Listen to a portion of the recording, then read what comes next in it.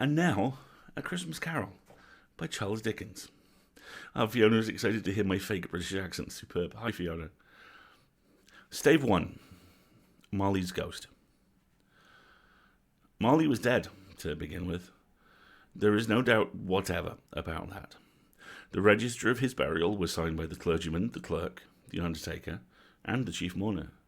Scrooge signed it, and Scrooge's name was good upon change for anything he chose to put his hand to. Old Marley was as dead as a doornail. Mind, I don't mean to say that I know of my own knowledge what there is particularly dead about a doornail.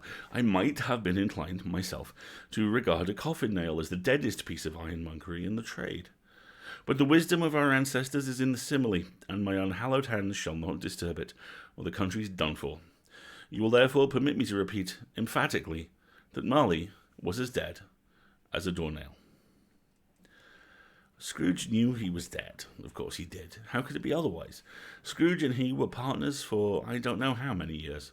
Scrooge was his sole executor, his sole administrator, his sole assign, his sole residuary legatee, his sole friend, his sole mourner. And even Scrooge was not so dreadfully cut up by the sad event, but that he was an excellent man of business on the very day of the funeral, and solemnized it with an undoubted bargain. The mention of Marley's funeral brings me back to the point I started from. There is no doubt that Marley was dead. This must be distinctly understood, or nothing wonderful can come of the story I am going to relate.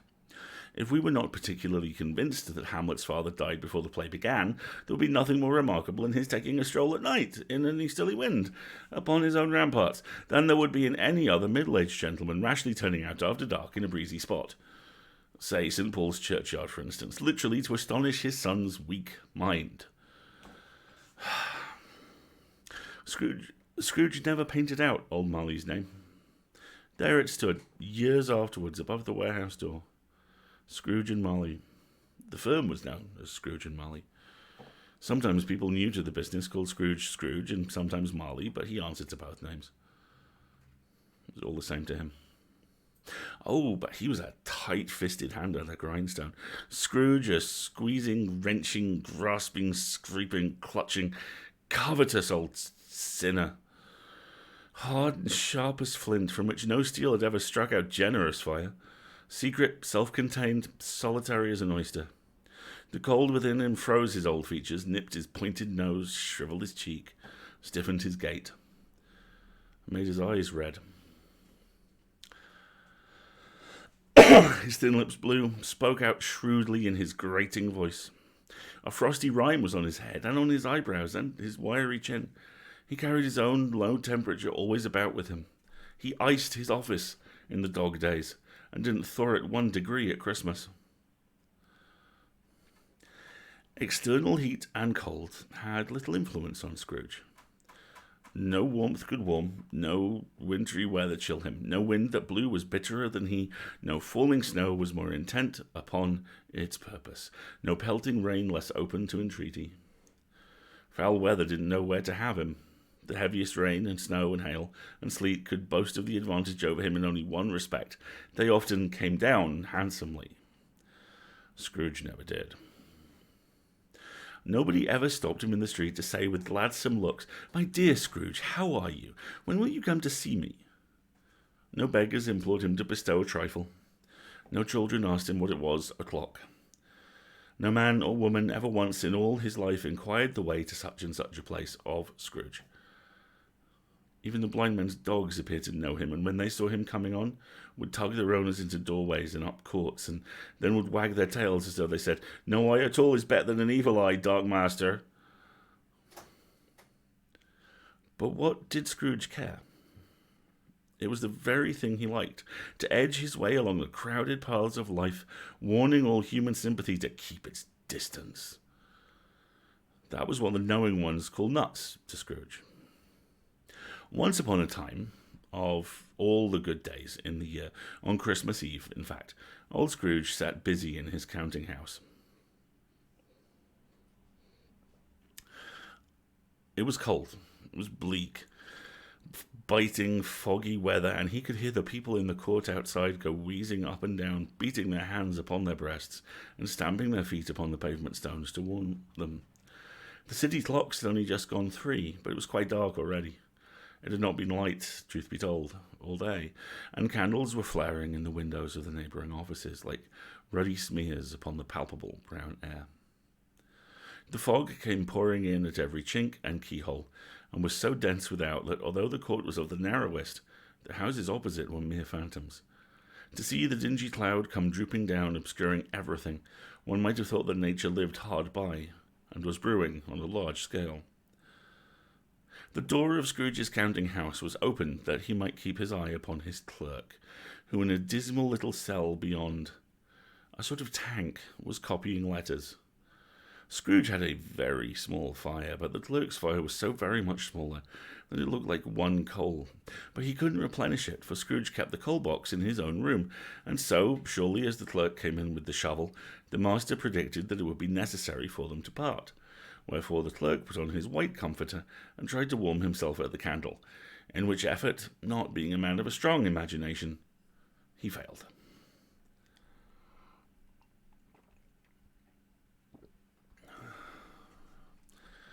"A Merry Christmas, Uncle! God save you!" cried a cheerful voice. It was the voice of Scrooge's nephew, who came upon him so quickly that this was the first intimation he had of his approach. "Bah!" said Scrooge. "Humbug!" He had so heated himself with rapid walking in the fog and frost, this nephew of Scrooge's, that he was all in a glow. His face was ruddy and handsome, his eyes sparkled, his breath smoked again. "Christmas a humbug, Uncle?" said Scrooge's nephew. "You don't mean that, I am sure." "I do," said Scrooge. "Merry Christmas. What right have you to be merry? What reason have you to be merry? You're poor enough." "Come then," returned the nephew gaily. "What right have you to be so dismal? What reason have you to be morose? You're rich enough." Scrooge, having no better answer ready on the spur of the moment, said "Bah!" again, and followed it up with "Humbug." "Don't be cross, Uncle," said the nephew. "What else can I be," returned the uncle, "when I live in such a world of fools as this? Merry Christmas. Out upon Merry Christmas. What's Christmas time to you but a time for paying bills without money? A time for finding yourself a year older but not 1 hour richer? A time for balancing your books and having every item in them through a round dozen of months presented dead against you? If I could work my will," said Scrooge, indignantly, "every idiot who goes about with 'Merry Christmas' on his lips should be boiled with his own pudding and buried with a stake of holly through his heart. He should."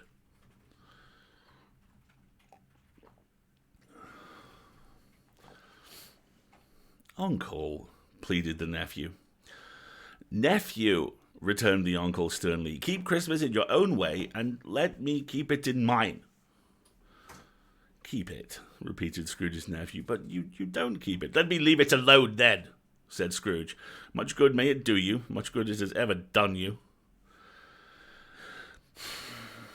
"There are many things from which I might have derived good, by which I have not profited, I dare say," returned the nephew. "Christmas among the rest, but I am sure I've always thought of Christmas time when it has come round.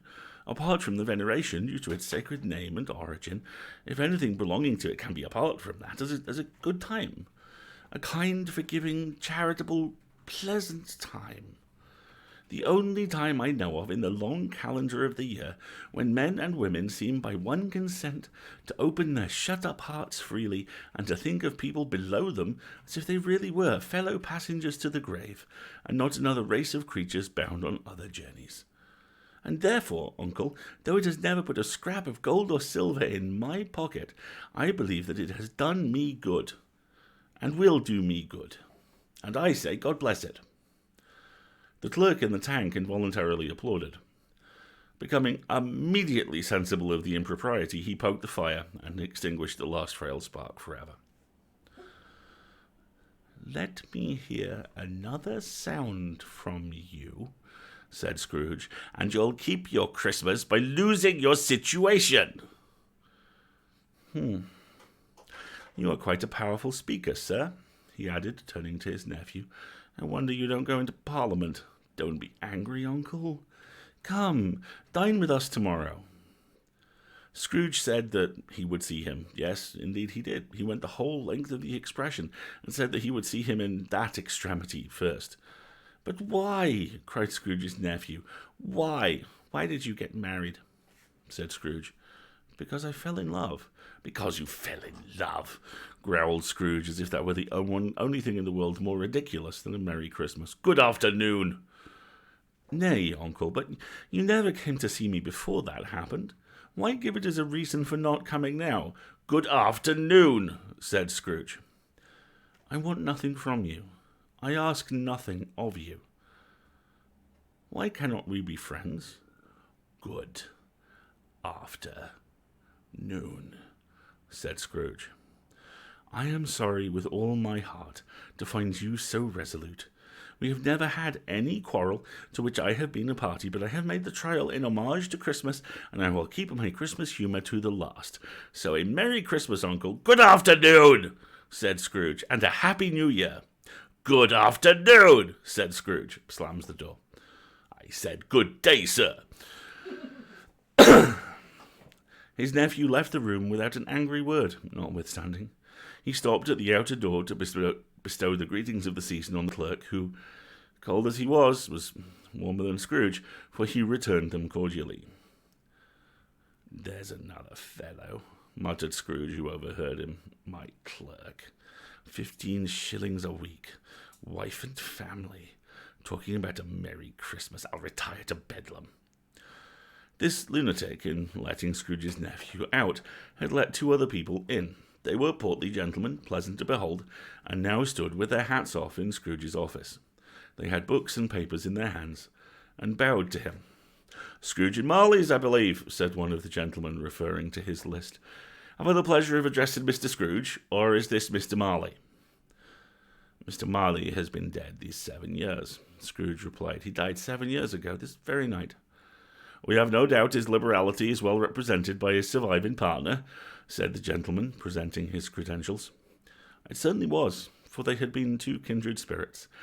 At the ominous word liberality, Scrooge frowned and shook his head, and handed the credentials back. "At this festive season of the year, Mr. Scrooge," said the gentleman, taking up a pen, "it is more than usually desirable that we should make some slight provision for the poor and the destitute, who suffer greatly at the present time. Many thousands are in want of common necessaries, hundreds of thousands are in want of common comforts, sir." "Are there no prisons?" asked Scrooge. "Plenty of prisons," said the gentleman, laying the pen down again. "And the union workhouses?" demanded Scrooge. "They are still in operation." "They are, still," returned the gentleman. "I wish I could say they were not." "The treadmill and the poor law are in full vigour, then?" said Scrooge. "Both very busy, sir." Oh, I was afraid from what you said at first that something had occurred to stop them in their useful course," said Scrooge. "I'm very glad to hear it." Under the impression that they, under the impression that they scarcely furnish Christian cheer of mind or body to the multitude, returned the gentleman, "a few of us are endeavouring to raise a fund to buy the poor some meat and drink and means of warmth. We choose this time because it is a time of all others when want is keenly felt and abundance rejoices." "What shall I put you down for?" "Nothing," Scrooge replied.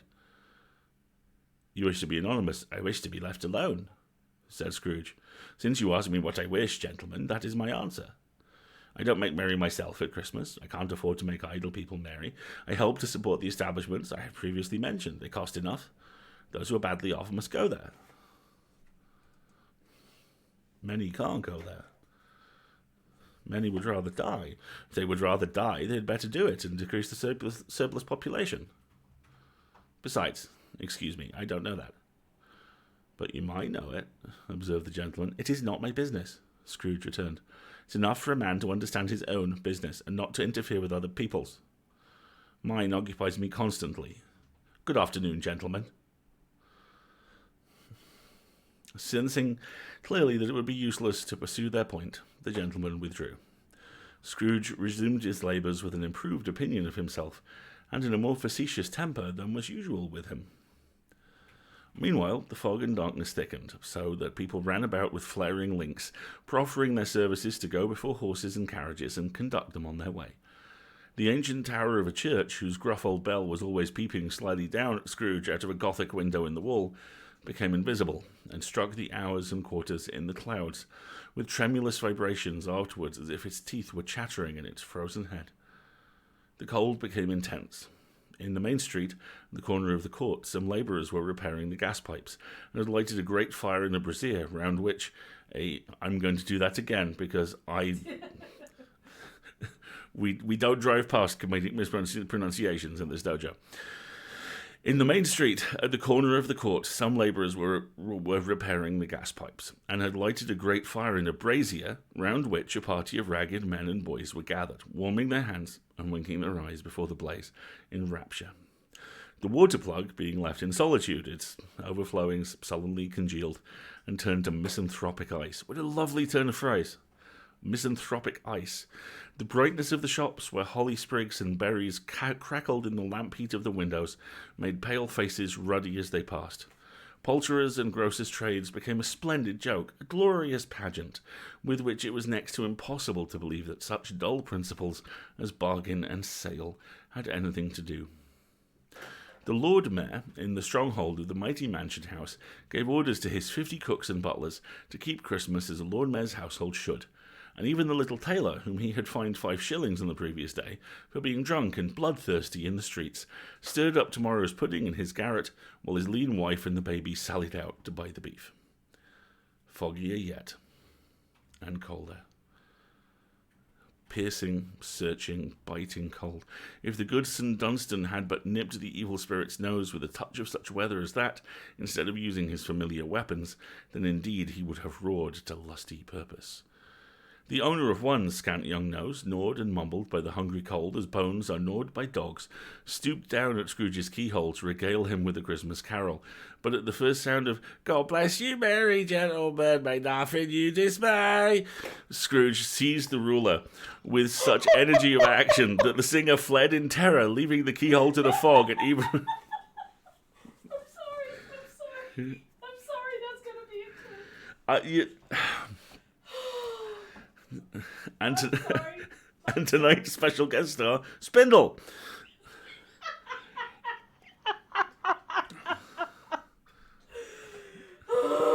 Please continue. Forgive me. At length, the hour of shutting up the counting house arrived, with an ill-willed Scrooge dismounted from his stool and tacitly admitting the fact to the expectant clerk in the tank, who instantly snuffed his candle out and put on his hat. "You'll want all day tomorrow, I suppose," said Scrooge. "If quite convenient, sir." "It's not convenient," said Scrooge, "and it's not fair. If I was to stop half a crown for it, you'd think yourself ill-used, I'll be bound." The clerk smiled faintly. "And yet," said Scrooge, "you don't think me ill-used when I pay a day's wages for no work." The clerk observed that it was only once a year. "Poor excuse for picking a man's pocket every 25th of December," said Scrooge, buttoning his greatcoat to the chin. "But I suppose you must have the whole day. Be here all the earlier next morning." The clerk promised that he would, and Scrooge walked out with a growl. The office was closed in a twinkling, and the clerk, with the long ends of his white comforter dangling below his waist, for he boasted no greatcoat, went down a slide on Cornhill at the end of a lane of boys 20 times, in honour of its being Christmas Eve, and then ran home to Camden Town as fast as he could pelt, to play at Blind Man's Buff. And I have reached the take a break warning. This is, in fact, a pretty good place for you to take a break.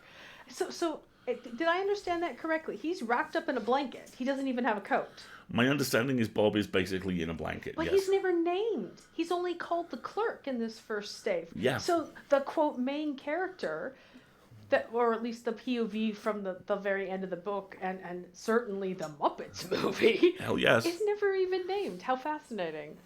And yes, please don't ever... I don't know. That does, in fact, sound like Spindle's origin story. Should we take a quick little break here, and we'll give it a few minutes? Everybody go refresh your drinks, do what you need to do, and we'll be back in a couple of minutes. We'll be back in just a couple of minutes, folks.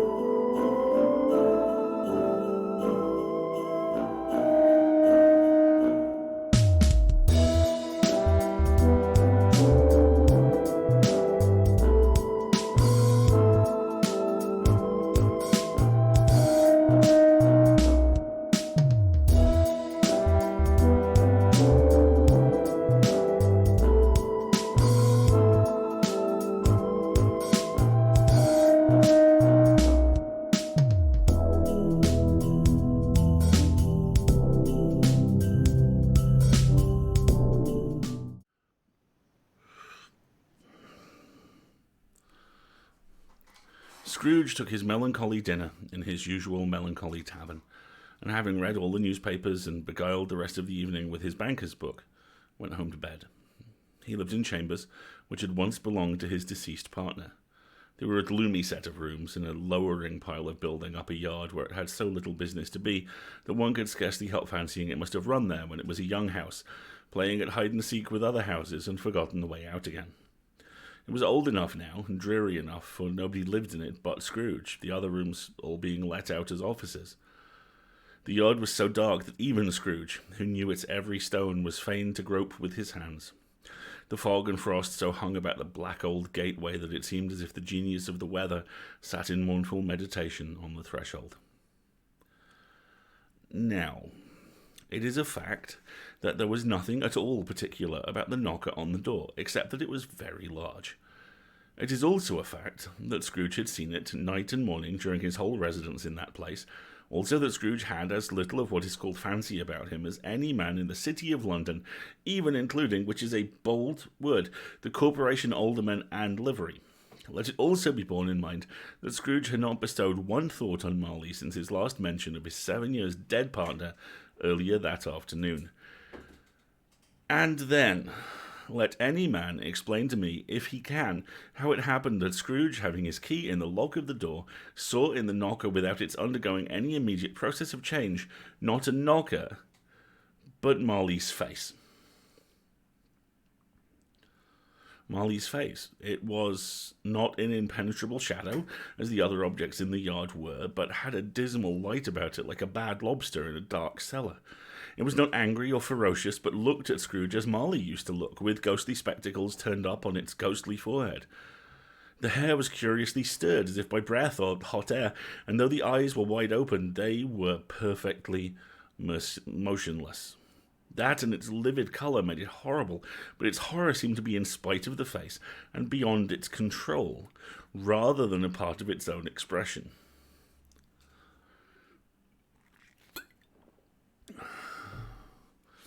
As Scrooge looked fixedly at this phenomenon, it was a knocker again. To say that he was not startled, or that his blood was not conscious of a terrible sensation to which it had been a stranger from infancy, would be untrue, but he put his hand upon the key he had relinquished, turned it sturdily, walked in, and lighted his candle. He did pause, with a moment's irresolution before he shut the door. He did look cautiously behind it first, as if half expecting to be terrified with the sight of Marley's pigtail sticking out into the hall, but there was nothing on the back of the door except the screws and nuts that held the knocker on, so he said, "Pooh, pooh," closed it with a bang. The sound resounded like thunder. Every room above, every cask in the wine merchant's cellars below, appeared to have a separate peal of echoes of its own. Now, Scrooge was not a man to be frightened by echoes.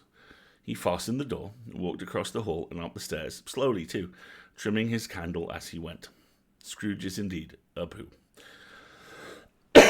You may talk vaguely about driving a coach and six up a good old flight of stairs, or through a bad young Act of Parliament, but I mean to say you might have got a hearse up that staircase and taken it broadwise, with the splinter bar towards the wall and the door towards the balustrades, and done so easily. There was plenty of width for that, and room to spare, which is perhaps the reason why Scrooge thought he saw a locomotive hearse going on before him in the gloom. Half a dozen gas lamps out of the street wouldn't have lighted the entry too well, so you may suppose that it was pretty dark with Scrooge's dip. Up he went, not caring a button. Darkness is cheap. Scrooge liked it, but before he shut his heavy door, he walked through his rooms to see that all was right. He had just enough of the face to desire to do that. Sitting room, bedroom, lumber room, all as they should be. Nobody under the table, nobody under the sofa.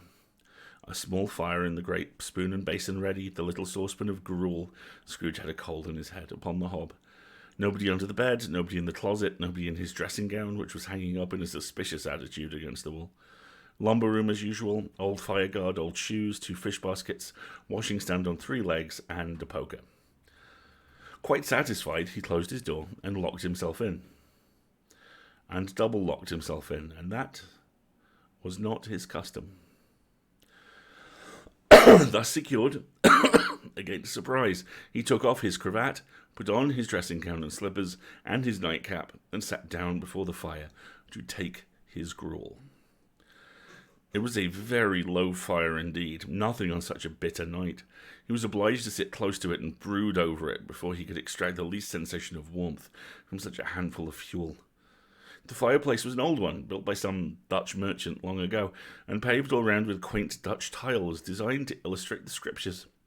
There were Cains and Abels, Pharaoh's daughters, queens of Sheba, angelic messengers descending through the air on clouds like feather beds, Abrahams, Belshazzars, apostles putting off to sea in butterboats, hundreds of figures to attract his thoughts, and yet that face of Marley, 7 years dead, came like the ancient prophet's rod and swallowed up the whole. If each smooth tile had been a blank at first with power to shape some picture on its surface from the disjointed fragments of his thoughts, there would have been a copy of old Marley's head on every one. Humbug, said Scrooge, and walked across the room. After several turns, he sat down again. As he threw his head back in the chair, his glance happened to rest upon a bell, a disused bell that hung in the room and communicated for some purpose long forgotten with the chamber in the highest story of the building. It was with great astonishment, and with a strange, inexplicable dread, that as he looked, he saw this bell begin to swing. It swung so softly in the outset that it scarcely made a sound, but soon it rang out loudly, and so did every bell in the house. That might have lasted half a minute or a minute. It seemed like an hour. The bells ceased as they had begun, together. They were succeeded by a clanking noise deep down below, as if some person were dragging a heavy chain over the casks in the wine merchant's cellar. Scrooge then remembered to have heard that ghosts in haunted houses were described as dragging chains. The cellar door flew open with a booming sound, and then he heard the noise much louder on the floors below, then coming up the stairs, then coming straight towards his door. "It's humbug still," said Scrooge. "I won't believe it." His colour changed, though, when, without a pause, it came on through the door and passed into the room before his eyes. Upon its coming in, the dying flame leapt up as though it cried, "I know him! Marley's ghost!" and fell again. The same face, the very same.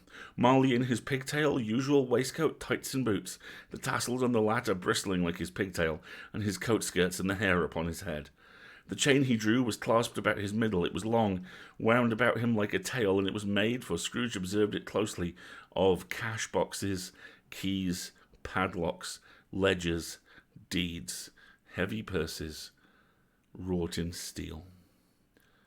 His body was transparent, so that Scrooge, observing him and looking through his waistcoat, could see the 2 buttons on his coat behind. Scrooge had often heard it said Marley had no bowels. He had never believed it until now. No, nor did he believe it, even now, though he looked the phantom through and saw it standing before him, though he felt the chilling influence of its death-cold eyes, and marked the very texture of the folded kerchief bound about its head and chin, which wrapper he had not observed before. He was still incredulous and fought against his senses. "How now?" said Scrooge, caustic, cold as ever. "What do you want with me?" "Much," Marley's voice, no doubt about it. "Who are you? Ask me who I was." "Who were you, then?" said Scrooge, raising his voice. "You're particular for a shade." He was going to say "to a shade," but substituted this as more appropriate. "In life I was your partner, Jacob Marley." Can you sit down?" asked Scrooge, looking doubtfully at him. "I can." "Do it, then." Scrooge asked the question because he didn't know whether a ghost so transparent might find himself in a condition to take a chair, and felt that in the event of its being impossible, it might involve the necessity of an embarrassing explanation. But the ghost sat down on the opposite side of the fireplace, as if he were quite used to it. "You don't believe in me," observed the ghost. I don't," said Scrooge. "What evidence would you have of my reality beyond that of your senses?" I don't know." said Scrooge. "Why do you doubt your senses?" "Because," said Scrooge, "a little thing affects them. A slight disorder of the stomach makes them cheats. You may be an undigested bit of beef, a blot of mustard, a crumb of cheese, a fragment of an underdone potato. There is more of gravy than of grave about you, whatever you are." Scrooge was not much in the habit of cracking jokes, nor did he feel in his heart by any means waggish. The truth is that he tried to be smart as a means of distracting his own attention and keeping down his terror, for the spectre's voice disturbed the very marrow in his bones. To sit staring at those fixed, glazed eyes in silence for a moment would play, Scrooge felt, the very deuce with him. There was something awful, too, in the spectre's being provided with an infernal atmosphere of its own. Scrooge could not feel it himself, but this was clearly the case, for though the ghost sat perfectly motionless, its hair and skirt and tassels were all still agitated by the hot vapour from an oven. "You see this toothpick?" said Scrooge, returning quickly to the charge for the reason just assigned, and wishing, though only for a second, to divert the vision's stony gaze from himself. "I do," replied the ghost. "You are not looking at it," said Scrooge. "But I see it," said the ghost, "notwithstanding." "Well," returned Scrooge, "I have but to swallow this, and be the rest of my days persecuted by a legion of goblins, all of my own creation. Humbug! Humbug, I tell you."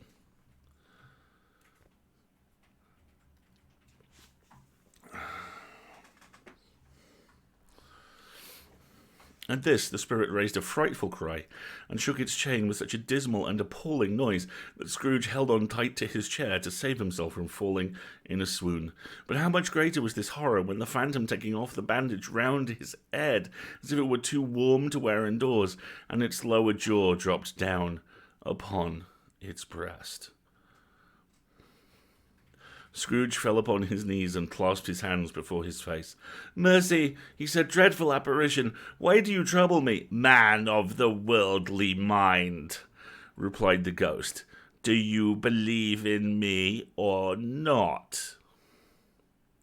"I do," said Scrooge. "I do, I must. But why do spirits walk the earth, and why do they come to me?" "It is required of every man," the ghost returned, "that the spirit within him should walk abroad among his fellow men and travel far and wide, and if that spirit does not go forth in life, it is condemned to do so after death.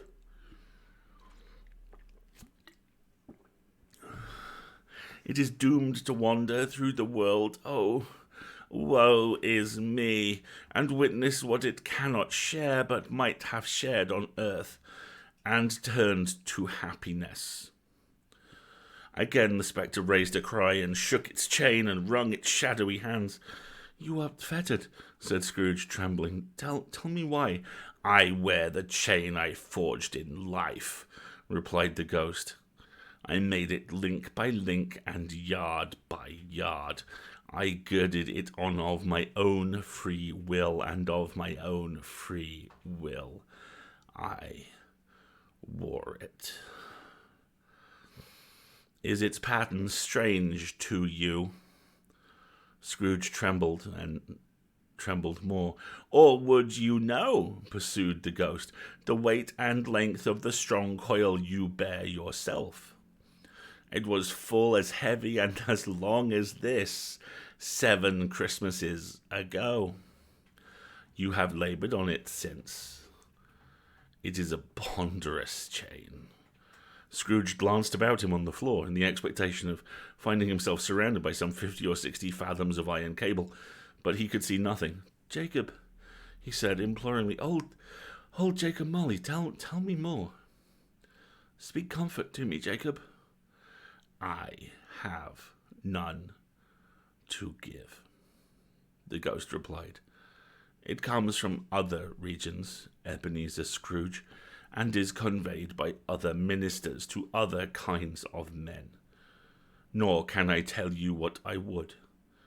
A very little more is all permitted to me. I cannot rest. I cannot stay. I cannot linger anywhere. My spirit never walked beyond our counting-house. Mark me! In life my spirit never roved beyond the narrow limits of our money-changing, whole, and weary journeys lie before me. It was a habit with Scrooge, whenever he became thoughtful, to put his hands in his breeches pockets. Pondering on what the ghost had said, he did so now, but without lifting up his eyes or getting off his knees. "You must have been very slow about it, Jacob," Scrooge observed, in a business-like manner, although with humility and deference. "Slow?" the ghost repeated. 7 years dead," mused Scrooge, "and travelling all the time, the whole time. No rest, no peace, incessant torture of remorse." "You travel fast," said Scrooge, "on the wings of the wind. You might have got over a great quantity of ground in 7 years," said Scrooge. The ghost, on hearing this, set up another cry, and clanged its chain so hideously in the dead silence of the night that the ward would have been justified in indicting it for a nuisance. "Oh, captive bound and double ironed," cried the phantom, "not to know that ages of incessant labour by immortal creatures for this earth must pass into eternity before the good of which it is susceptible is all developed. Not to know that any Christian spirit working kindly in its little sphere, whatever it may be, will find its mortal life too short for its vast means of usefulness. Not to know that no space of regret can make amends for one's life opportunity misused. Yet such was I. Oh, such was I." "But you weren't always a good man of business, Jacob," faltered Scrooge, who now began to apply this to himself. "Business!" cried the ghost, wringing its hands again. "Mankind was my business. The common welfare was my business. Charity, mercy, forbearance, and benevolence were all my business. The dealings of my trade were but a drop of water in the comprehensive ocean of my business." It held up its chain at arm's length, as if that were the cause of all its unavailing grief, and flung it heavily upon the ground again. "At this time of the rolling year," the spectre said, "I suffer most. Why did I walk through crowds of fellow beings, my eyes turned down, and never raise them to that blessed star, which led the wise men to a poor abode?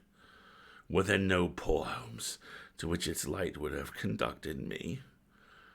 Scrooge was very much dismayed to hear the spectre going on at this rate, and began to quake exceedingly. "Hear me!" cried the ghost. "My time is nearly gone." "I will," said Scrooge, "but don't be hard upon me. Don't be flowery, Jacob, pray. How is it that I appear before you in a shape that you can see? I may not tell. I have sat invisible beside you many and many a day." It was not an agreeable idea. Scrooge shivered, wiped the perspiration from his brow. "That is no light part of my penance," pursued the ghost.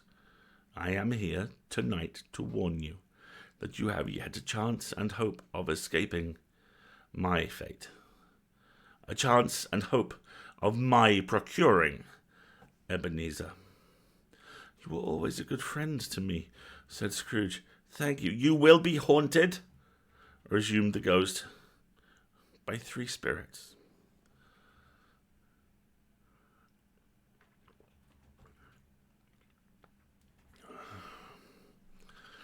"Is that the chance and hope you mentioned, Jacob?" he demanded in a faltering voice.